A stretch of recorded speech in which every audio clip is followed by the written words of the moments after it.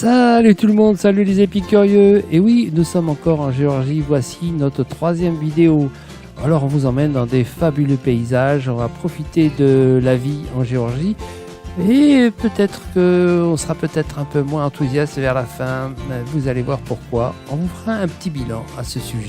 Et si vous n'êtes pas encore abonné, n'oubliez pas de le faire et de mettre des likes, merci. Cette 3e vidéo nous amène de Tel Aviv à Batumi, la fin du voyage en Géorgie.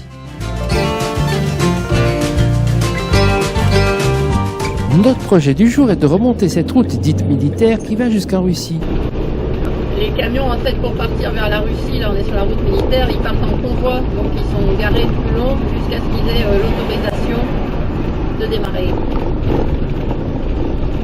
Cette route est réputée très dangereuse et encombrée, et bon, on va donc essayer d'aller jusqu'en haut, mais on n'en est pas sûr.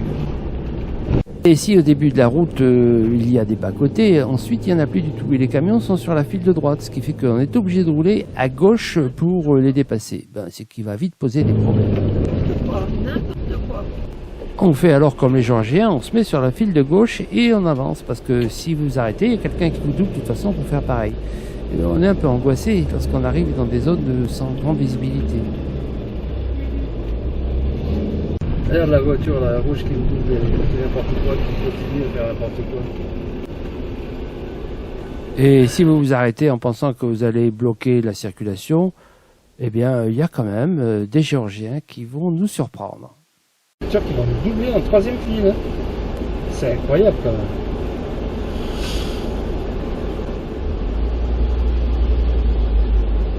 Et ils y vont tous, hein.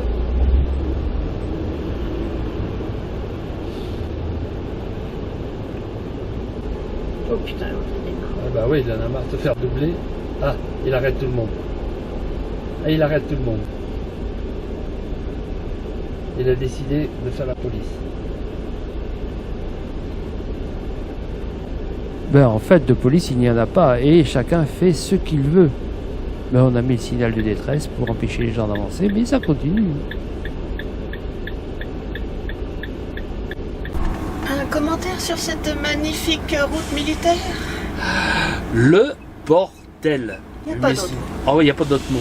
Alors il y a une file de camions qui avance plus ou moins rapidement parce que ils ont des problèmes de douane, j'imagine, pour passer la frontière russe. Mais les voitures doublent sans visibilité, on a une double file, voire une 3e file. Là il y a le ravin, on ne peut pas avoir une 3e file. Mais jusqu'à présent on avait une 3e file. Donc nous maintenant on s'est mis dans la rangée des camions. Et on aimerait bien faire demi-tour parce qu'on en a... ça sert à rien d'être là quoi. On prend pas de plaisir. Bon là le GPS annonce juste 13 minutes pour faire 3 km. Voilà, les voitures passent sans aucune visibilité, sans moyen de se rabattre. Hein. Ça bloque tout de toute façon. Ça bloque tout parce qu'ils doublent et puis et comme ils doublent, ils empêchent les voitures d'en face de passer. Donc c'est à l'arrêt, personne ne laisse la place à l'autre. Les camions, dès qu'il y a 20 cm, ils prennent 20 cm. Les voitures pareil. Le souk. Ouais, nous on a doublé même aussi à un moment parce qu'on a cru que les camions étaient en stand-by garés tellement ça avançait pas, mais en fait c'est pas là, le je cas. me demande si je peux faire pareil. Non, c'est pas pareil. Là, je merde. peux. Non, après tu peux pas te rabattre. Non, je peux pas me rabattre. Je bloque la circulation. Voilà. Mais eux, ils le font rien. Ah oui, mais les autres camping-cars ils sont dans la queue aussi. Bon, comme on est bloqué, on a le temps de regarder le paysage. Oh, c'est pas exactement celui qu'on cherchait à voir, mais bon, notre objectif, c'est quand même d'aller au minimum dans ce monument que l'on voit au fond, qui est le monument de l'amitié. On va aller voir ça de plus près. On arrive à ce monument qui est le monument de l'amitié. Entre les peuples, la Russie et la Géorgie. Et on en a sacrément bavé pour venir jusque-là. Et le temps ne s'y prête pas non plus, hein. Il fait gris. Et puis surtout, on a été, vous avez vu, hein, les camions, le manque de civisme de tous ces gens, c'est impressionnant. Bon, il y en a un peu ras-le-bol quoi, de la Géorgie, il faut le dire. Pourtant, on a fait que la moitié de la Géorgie, mais là, aujourd'hui, on en a marre. Ouais. Et au-dessus du vide. Il y a une belle vue. Hein ? C'est au-dessus au-dessus du vide. On est au-dessus du vide. Effectivement, on est au-dessus du vide. On va passer en prétention pour fabriquer de la neige. Eh bien, comme vous l'avez deviné, on quitte le lieu, on fait demi-tour, il y a trop de monde, c'est pas circulant, on se retrouve sur une petite route de plaine cette fois, et bon, on a d'autres surprises aussi. Elles sont bien là. Attention à celle-là. Ne poussez pas, hein, les cocottes. Camion qui arrive pas.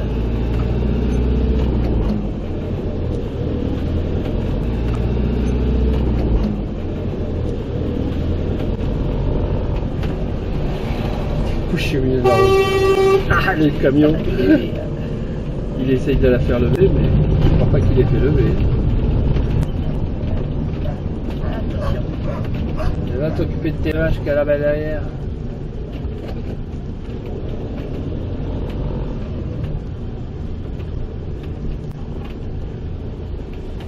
Cette fois la route est bonne, mais elle est étroite. On est obligé de s'arrêter pour se croiser avec les camions.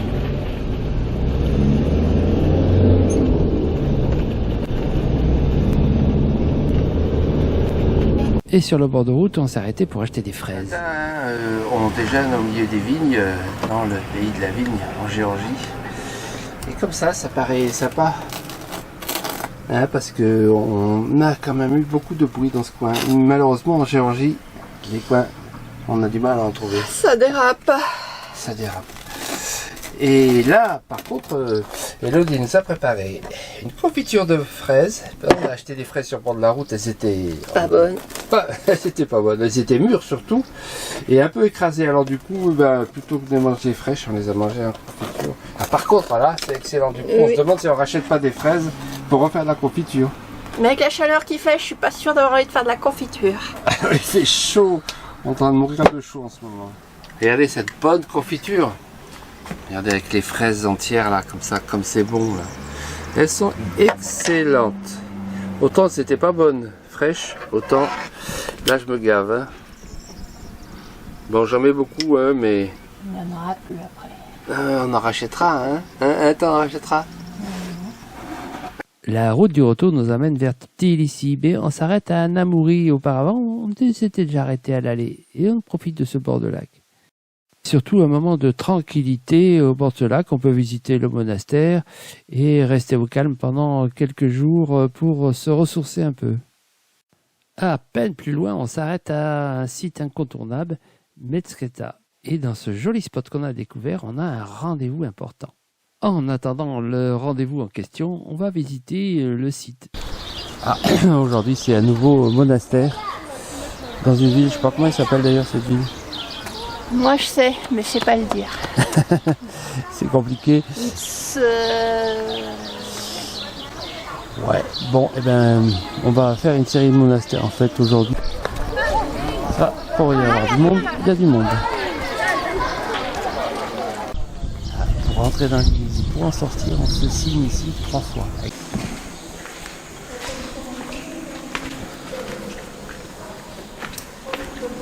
Chacun ici vient prier son saint, ce qui fait qu'il y a tout un tas de murmures et de signes de croix de tous les côtés.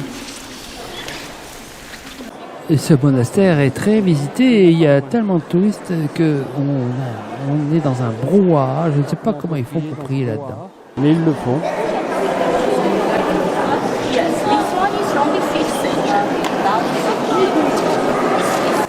Voilà la réalité qu'on entend sur place. Hein. Je n'ai pas augmenté le son, non, c'est tout à fait comme ça que ça se passe.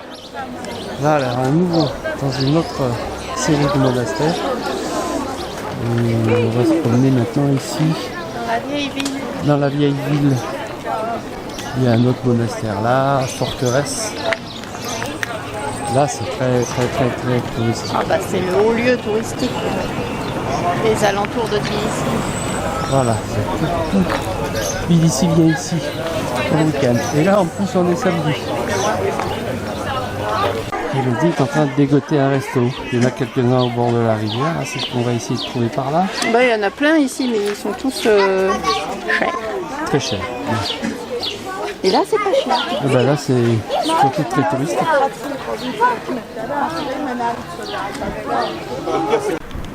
Voilà celui que Elodie a repéré. Est-ce qu'on va pouvoir y manger? Le café Baghinetti.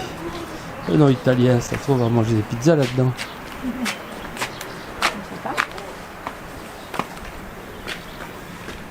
Personne.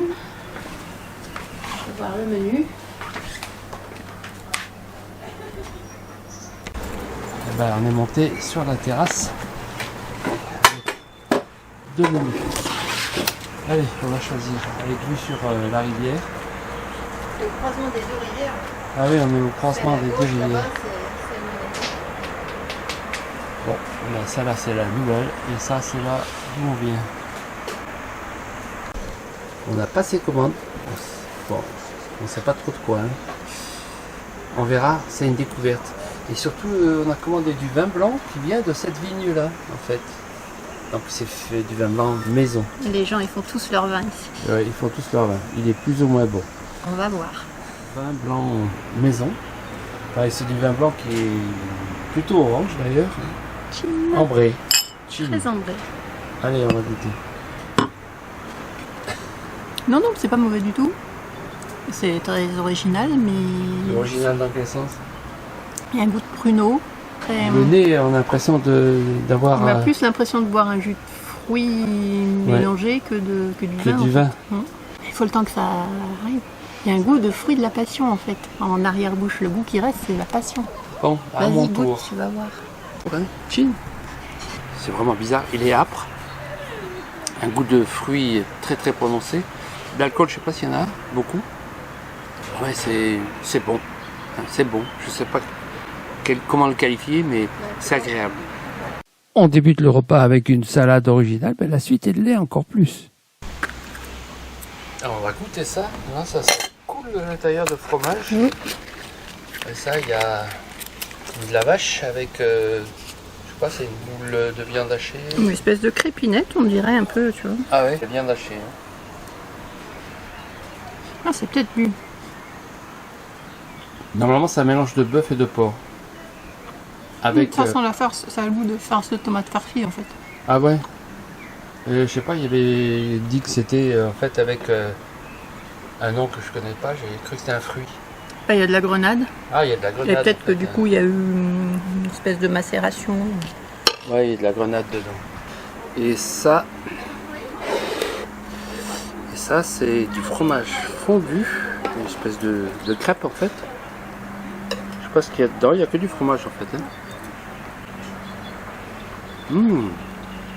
Très bon. C'est les spécialités géorgiennes. Ouais, c'est très bon. Herbes en plus. Ouais, c'est aromatisé, mais c'est pas trop salé. D'habitude, leur fromage est trop salé. Là, c'est bon. Il est temps de rejoindre notre coin où on va retrouver les Sokola qui sont venus exprès de Tbilissi pour passer la soirée ensemble. Monsieur et leur chien. Bah là, on va passer une soirée avec les Sokola. On a fait un petit feu pour faire un gros barbecue parce qu'ils ont acheté 3 kilos de viande. Bon, alors ça, c'est Nicolas qui fait de la politique, même en vacances. C'est au moment où tu commences à expliquer un truc un peu chaud, il y a la caméra. Ah mais ça c'est fait exprès. On n'explique pas hors caméra. Hein. C'est un peu pas de celui qu'on vous a raconté. C'est des poulets non transgéniques. Ouais, et puis là, c'est juste la part de Nico, ça. Il faut bien qu'il mange. Il mange plus que son chien. D'où le fait que le chien est très maigre. Bah, tant qu'on a à manger, je mange pas le chien. On verra. C'est ça le but. Merci papa. C'est le premier à mourir s'il y a une pénurie. Et le rêve en camping-car, quand vous faites du camping-car sauvage, c'est de tomber à côté les Sokola. Parce que Sophie, elle vous prépare des crêpes. On vient dormir à cause du chien. Vous n'avez rien dormi à cause du chien. L'inconvénient, c'est d'avoir un chien finalement. Et du coup, moi j'ai endormi parce que Sophie était dérangée par le chien. Parce que du coup j'étais énervée, fait que j'ai fait mon énervement. Je partage tous les tutos et même le matériel. Nous, un tuto que vous pouvez voir dans la vignette ici. J'ai toujours Prochainement, Tu sais jamais. Prochainement, la vignette. J'ai là. toujours kiffé savoir sur YouTube la vignette. Et tu vois, des fois, il y en a qui oublient de mettre la Ouais, ils mettent la vignette. Et tu vois, le mec. parce que ça va aller avec ce très beau véhicule là. Ouais, ça va aller avec ça, là. Voilà.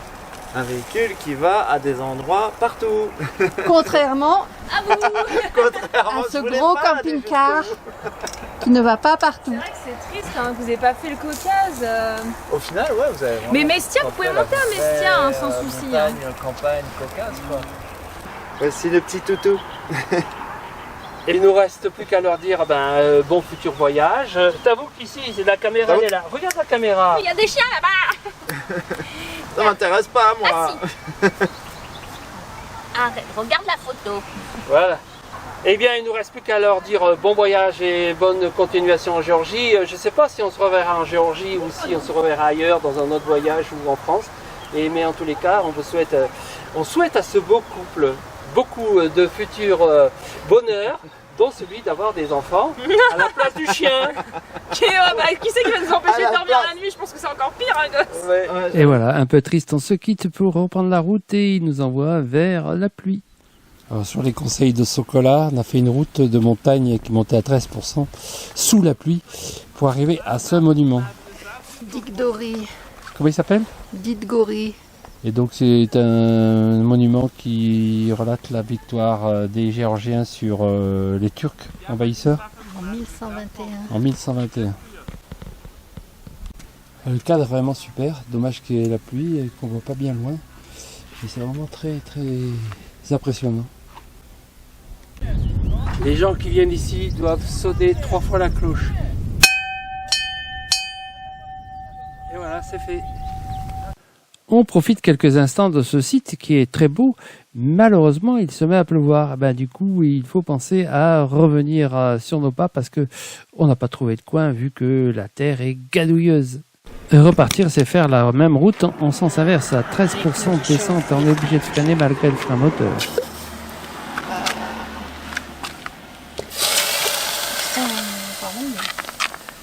Ouais. En fait, on vient de faire une route qui descend à 13% pendant une très grande longueur. Et j'ai senti que ça commençait à sentir la fumée. J'ai arrêté et heureusement parce que vous avez vu, comme c'est chaud. On va attendre que ça refroidisse. Je ne vais pas trop refroidir comme ça, c'est trop brutal. Le TPMS a fonctionné, il nous a alerté. Il gueule un peu comme ça, donc il s'est mis à clignoter en orange. Et on voit surtout que c'est les températures qui sont trop fortes. Et on s'est arrêté à temps parce que sinon ça a été peut-être l'absence de frein. Sur une route longue comme ça, il vaut mieux attendre que ça refroidisse. Et c'est ce qu'on fait. Une fois les freins refroidis, on reprend la route pour trouver un coin près de Gori. Ah, qu'est-ce que c'est Gori? C'est la ville natale de Staline. La seule chose à visiter, c'est son musée. Faut dire que c'est une visite qui nous met mal à l'aise parce que c'est tout à la gloire de Staline. Pourquoi on peut avoir une bonne bouille? Le bon grand-père, il est un dictateur quand même. Et il faut bien reconnaître qu'on est un peu pressé de sortir de ce musée. On s'empresse donc de prendre la route pour aller voir un site troglodyte. Alors c'est aujourd'hui la visite de ce site que vous voyez là, on voit pas. Ça s'appelle Ouplistire. c'est compliqué à dire. C'est un site qu'on va visiter qui est immense. Il y a plein de choses. C'est un site du 1er siècle.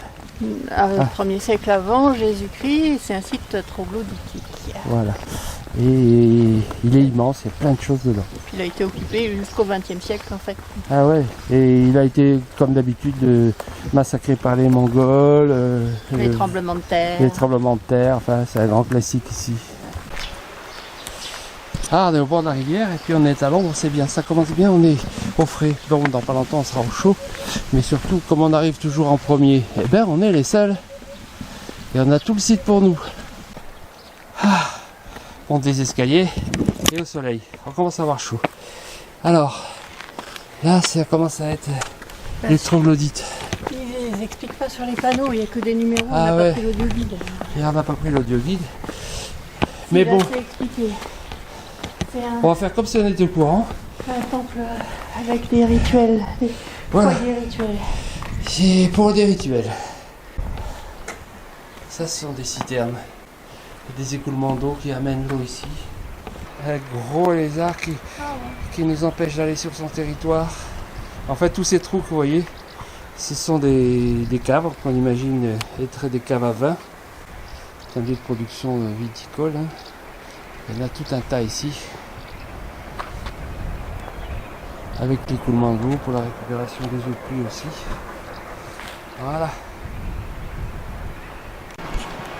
Et là, on est dans un super coin qui pourrait être un coin pour la nuit, si jamais on peut y aller.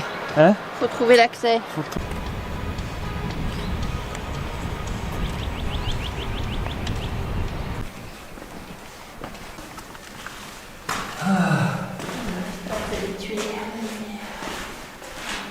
Bah, c'est une maison quoi, avec des sièges ou des lits, une petite fenêtre, une grande porte. Et une belle vue. Cosy, hein? Là aussi c'est cosy, avec belle vue. Ah, des fausses poutres, c'est Ah, marrant. carrément, des fausses poutres en pierre. C'est marrant de reproduire Ah ouais, avec une ornementation comme si c'était qui a une construit. fonction et qui là n'en a pas. Qui n'en a pas, c'est juste ornemental. Ah, ils sont pas Voilà, est-ce que ça peut être une autre citerne en fait? Ou d'une carte, parce que là il proposait des jarres peut-être. Et là c'est peut-être pour faire écraser le raisin, à savoir. Un jour, on aura une visite guidée au soir. Non, mais je peux pas faire marcher mon imagination. Eh ben ouais, il faut sacrément sauver le site hein, pour les tremblements de terre. Là, c'est, je sais pas ce que c'est, peut-être une église avec un gros pilier en béton, des grosses structures en béton. Et là-bas où est Elodie, c'est la pharmacie. Alors l'apothicaire, il était où? Là, ils avaient trouvé les archéologues des restes de différentes herbes et des parchemins avec des recettes. Quoi. Ah ouais. La visite continue, elle est très longue et importante et très intéressante. Mais voilà, il va falloir passer aussi maintenant à un nouveau site tout à fait étrange. Des fois, avant de démarrer, il faut vérifier qu'on n'a pas de passagers clandestins. Et là, il y a un super passager clandestin. Balèze le mec. Vert. Oh, c'est un martien. Aujourd'hui, on est à Tskal-Kubo pour une plongée dans l'époque soviétique de la Géorgie. Parce qu'ici, il y avait énormément de bains et de centres sanatorium. Et tout a été fermé à la fin de l'époque soviétique. Mais il reste pas mal de ruines, donc on va essayer de faire quelques urbex dans les sanatoriums. Alors là, on arrive dans un bain qui est encore en activité. En fait, il y avait un projet de rénovation par le milliardaire qu'on avait vu déjà à Tbilissi, qui avait fait construire l'immense cathédrale. Et il a voulu racheter à un moment tout ce secteur-là pour relancer l'activité des thermes. Alors, je ne sais pas où ça en est, mais il y a quelques thermes encore maintenant en activité. Alors on est devant ces bains où se sont baignés de grandes célébrités. Et puis il y a même que Elodie qui est venu se garer là. Cette fois on n'est pas dans les bains rénovés, mais dans les bains abandonnés. Bon, on arrive au bain numéro 8. Il y en a toute une flopée. Ben voilà, ça c'était super beau à l'eau, réservé aux riches de la haute soviétique et qui est resté à l'abandon. Les bains, ils étaient pour tout le monde. Lénine, il avait institué que tout le monde devait profiter de 15 jours pour remettre son corps en forme et il envoyait en masse les gens prendre les eaux ici qui étaient chargées en quoi? En radon. Un radon, ouais, c'est radioactif. Et donc il y a 5000 personnes qui pouvaient être accueillies dans l'ensemble. Et en fait, c'était même obligatoire. Oui, c'était obligatoire. Obligatoire de prendre des congés. Ils n'étaient pas payés, mais ils étaient pris en charge pour venir dans ces bains. C'est pas aujourd'hui qu'on nous obligerait à nous mettre dans un bain radioactif. Et surtout pas dans ces baignoires qui sont encombrées de déchets maintenant. Ça fait bizarre quand même comme truc. Hein.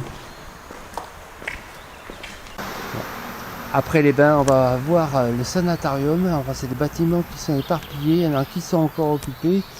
On va essayer de ne pas déranger, aller vers un abandonné, parce que c'est cette zone qui a été utilisée pour récupérer des déplacés internes. Ces bâtiments sont encore en partie occupés depuis le déplacement de population qui avait eu lieu et qui sont là depuis 25 ans. Ah, bien plus que ça. Bien plus que ça. Parce que nous, on a lu un article qui datait un peu, mais c'est depuis les années 95, même avant. Donc ça fait longtemps. Ils ont survécu ici depuis tout ce temps, en autonomie relative. Là, ils font leur potager et ils sont un peu abandonnés par les Géorgiens aussi parce que ils sont, comme toujours, les déplacés mal vus par les autres Géorgiens.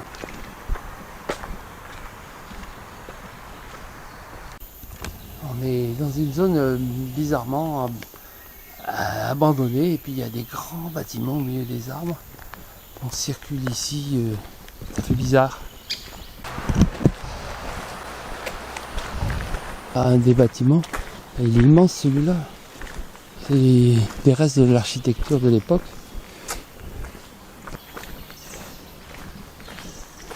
Et là, regardez ça. Ah, c'était réservé à l'élite de l'époque. Hein. Alors, le montrer, il n'y a plus un seul meuble. Ça fait l'impression quand même bizarre de décrépitude d'une époque qui devait être belle. En tous les cas pour certains. Sauvez-moi. C'est à la fois impressionnant et lugubre. On demande sur quoi on va tomber. Ça goutte de partout. Tu veux monter l'escalier? Ça a l'air... Il y a tous les escaliers.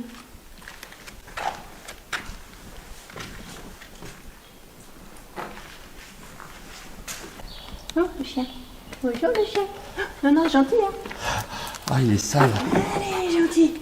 Il est gentil. On est monté les escaliers à l'étage et on ne sait pas trop sur quoi on va tomber à chaque fois. Ou si ça va pas nous tomber dessus d'ailleurs. Bah oui. Alors, t'as été croisé avec un loup toi? Hein? Bon, c'est le seul être vivant qu'on ait rencontré là-dedans. C'est impressionnant. Vraiment impressionnant. C'est des ruines modernes en fait, hein? Ouais, et surtout quand tu sais qu'il y en a, mais des... Enfin, je sais pas combien il y en a dans le secteur, mais il y en a des tas de ces trucs-là. Et certains qui sont encore occupés et qui ont été laissés à l'abandon, les gens y vivent dedans quand même. C'est très bizarre.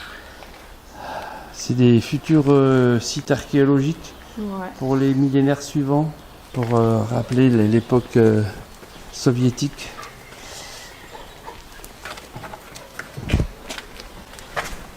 Notre guide. Franchement, on se croirait dans un film de science-fiction.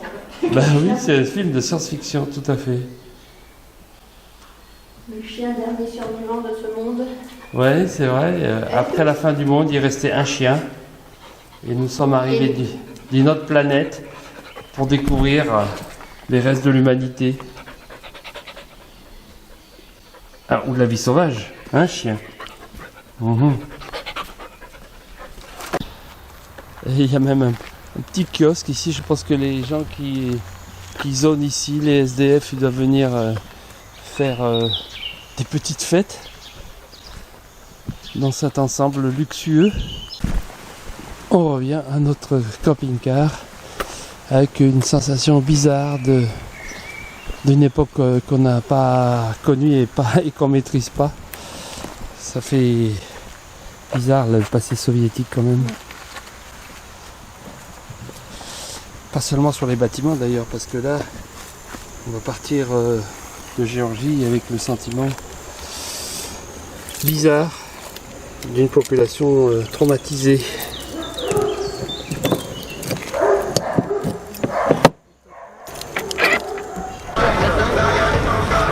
Voilà, on arrive à notre dernière étape de Géorgie. Batumi, c'est une ville très européenne et avec des belles constructions. C'est très différent de tout ce qu'on a vu en Géorgie. Hein. Et là, vous entendez la musique, je ne sais pas si vous entendez ce que je dis. Ça, c'est très très touristique et les gens de Tbilissi viennent ici pour passer leurs vacances.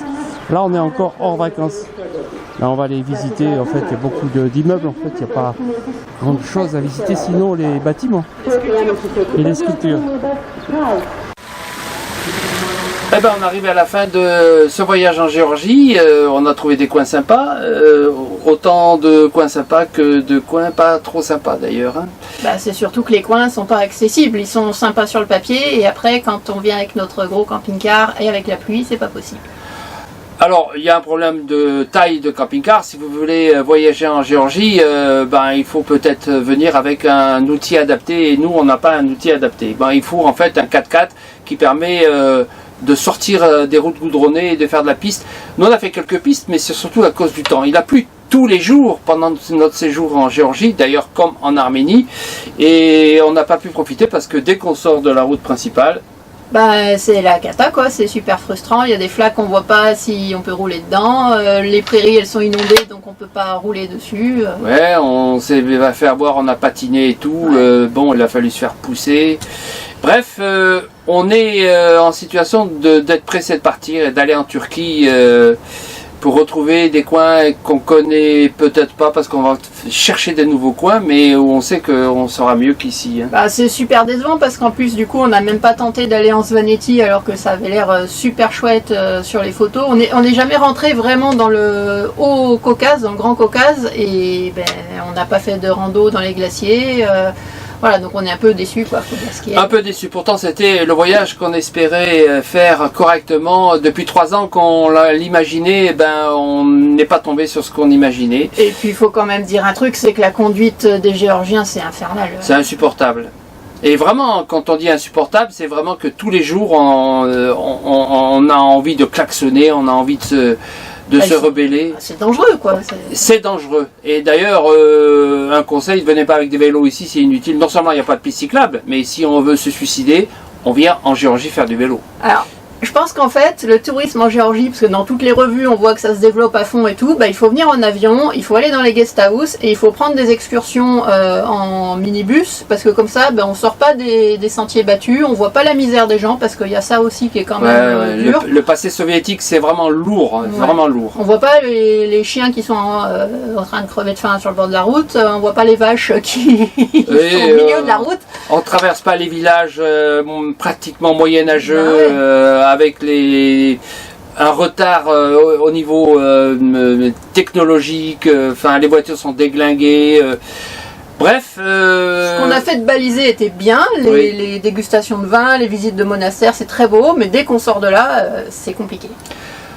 Heureusement, on a rencontré nos amis Sokola que vous avez vus dans la vidéo et qui, eux, sont installés maintenant et ils trouvent ça tellement bien qu'ils veulent y rester. Donc, il y a possibilité, je suppose... Il faut avoir le bon mode. Voilà, de bon mode. Et d'ailleurs, ils ont l'intention de vivre en louant leur camping-car, enfin leur 4x4. Et donc, je vous renvoie à la description pour retrouver leurs coordonnées si jamais ça vous intéresse. Parce que là, par contre, c'est un bon plan. Ouais. C'est un bon plan. Et venir louer un 4x4 ici et faire la tournée avec les conseils des gens qui sont sur place, je pense que ça c'est un bon plan. Et repartir en avion, parce que là en plus, même en voyage continu et constant pour retourner en France, il faut une bonne semaine.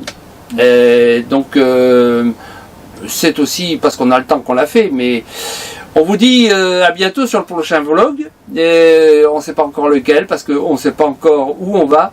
Exactement, parce qu'on avait des projets qui ont changé en fonction de plein de choses, et notamment du temps. Bye bye, à bientôt.